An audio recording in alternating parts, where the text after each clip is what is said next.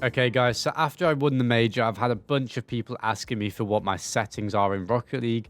And of course, I've done a couple of settings videos before, but those are a little bit outdated. I've changed a couple of settings, not too much. So I'm going to go through them today and let you all know what my settings are and what I think the best settings are if you want to play your best Rocket League in-game.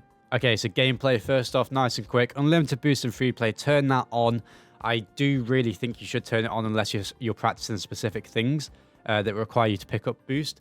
Some people think that you should have this turned off to make free play more realistic to an in-game scenario. I don't really agree with that. I think that free play is a tool to practice your mechanics, and having unlimited boost, it gives you a wider variety to practice mechanics, and just you're going to have an easier time doing that. So I think turning it on, unless you are practicing how to pick up small pads within free play to get better at your boost management, to get better at those pathing along those small pads without actually turning ball cam off to look at for it. And that's the only thing you should be doing with unlimited boost turned off, in my opinion.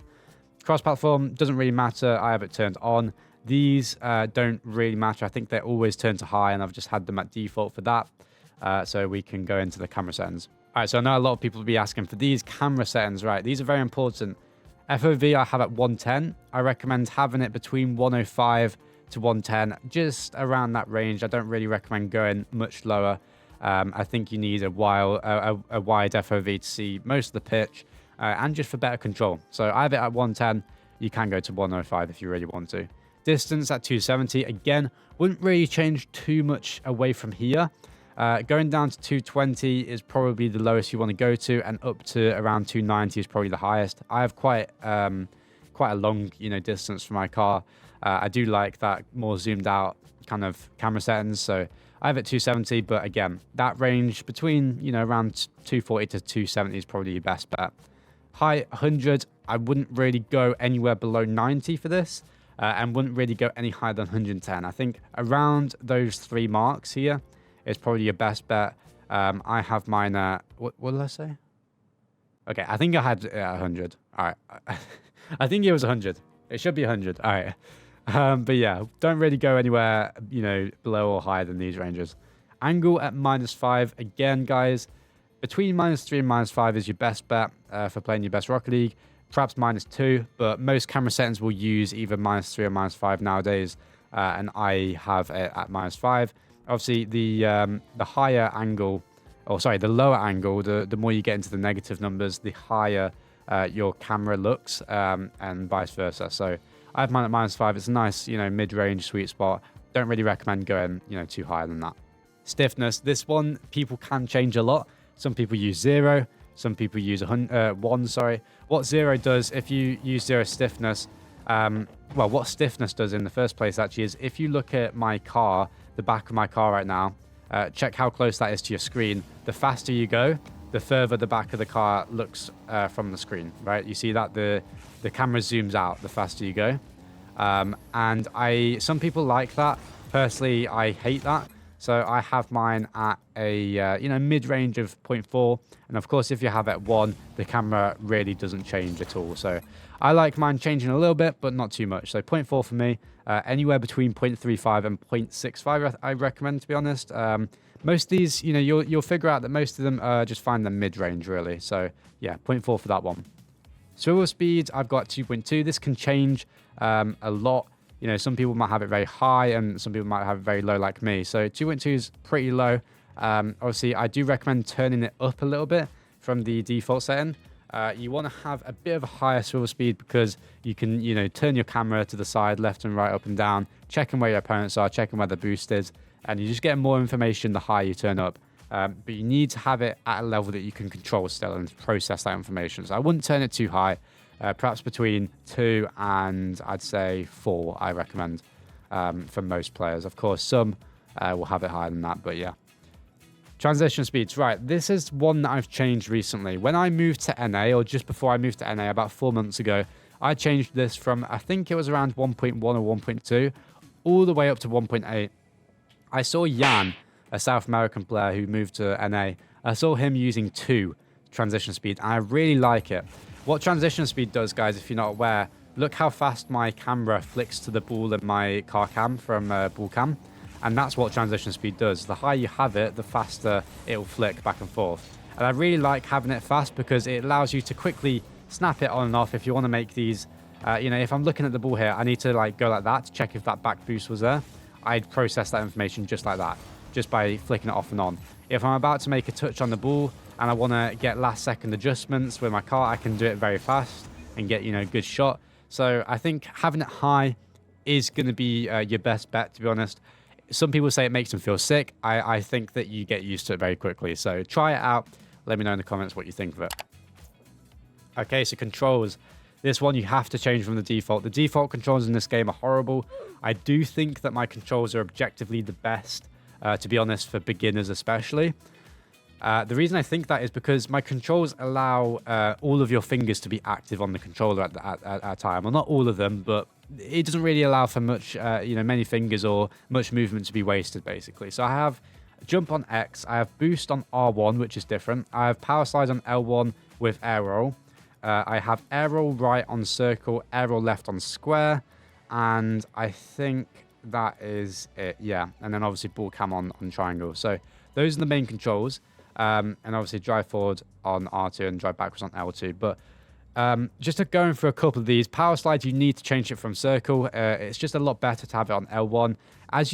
If you imagine my controls or try to use them, you know what I mean by every finger is kind of being used. You know, my controls don't require you to fat thumb or fat finger too many buttons, which I think is useful because you shouldn't really be doing that too much, in my opinion. It's just a bit messy, perhaps a little bit less accurate. I think having boost on R1 is very, very good. It allows that kind of finger just to be used for that and nothing else. Whereas if you have it on circle, you have to use your thumb for multiple things and boost. So I think having boost on R1, very, very good. I definitely recommend it. Helps you get up to balls that are underneath your car very, very fast. If a ball's underneath your car, just double jumping and getting up very quickly. I had a huge issue doing that on circle boost for some reason, but on R1 boost I never had that issue. It allows for more accurate movement, I think, in my opinion, but I definitely recommend using that. Okay, so if we're moving on to sensitivity, guys, I have steering set at 1.4, aerial at 1.64. Dead zones, I have controller at 0.05 and dodge dead zone at 0.6. And all of these, they don't really matter apart from controller vibration. Turn that disabled, please. Don't have controller vibration. I have no idea how people play with that.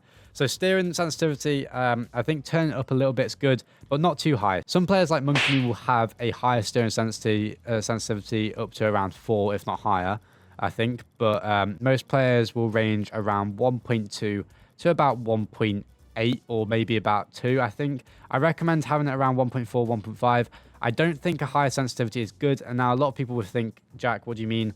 You know, the higher the sensitivity, the faster I'm going to turn. And I think that, yeah, you might turn faster, but I think you're lacking control, in my opinion. I do think that a lower sensitivity is objectively better if you can control it and if you can play with speed regardless. So that's why I have it set at that. 1.64 aerial. Most players will have them the same. I don't disagree with that. I think you can have them the same. I think it's fine.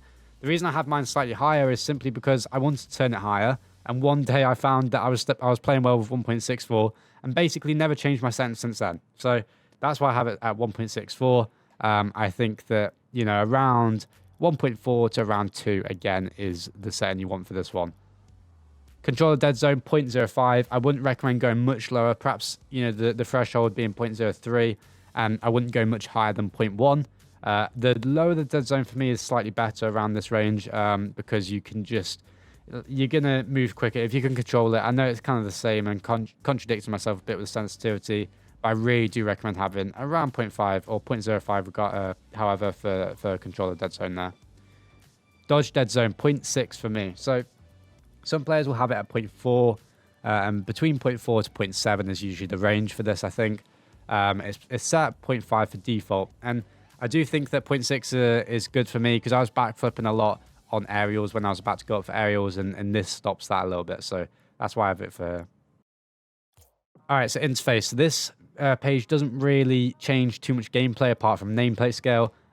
Using the higher nameplate scale can be good because you can see your opponent easier on the pitch. You know, being able to see when they're about to challenge or what they're about to do on the ball could be useful. So I recommend turning that up slightly, but not too much. All right, video settings. Most people want to know about these. Starting off with the advanced settings on the right side here. High performance for these three. I do recommend having these. I don't like high quality. It makes the game supposedly look nicer, but it makes input lag a bit higher, and I don't like that at all. Obviously, my settings are optimized for performance, so I want that set there. So same with all these. Transparent goalposts, the only thing that's turned on here.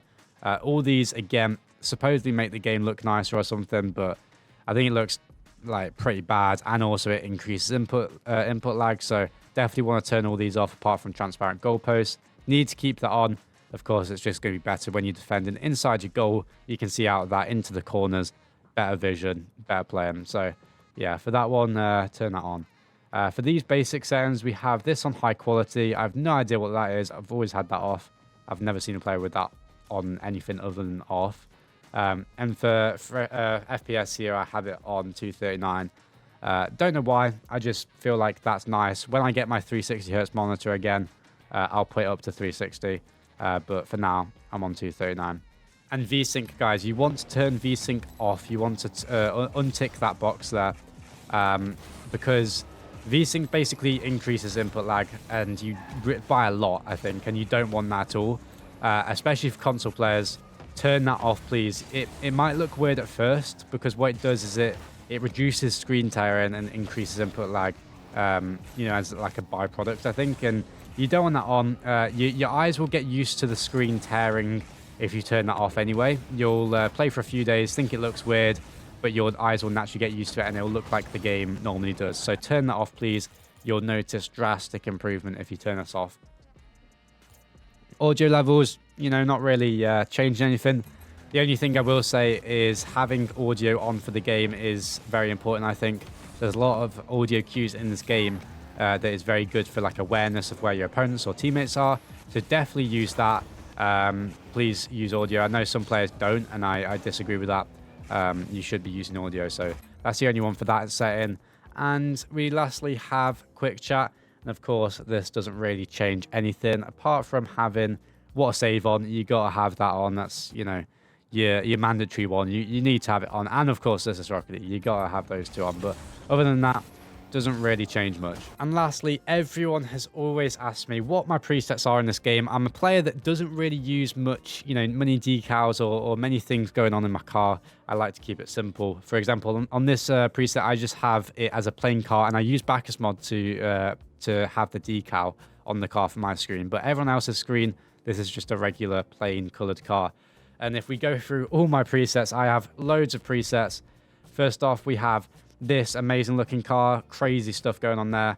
And the second preset is, it's back to this one. So yeah, I only have two presets.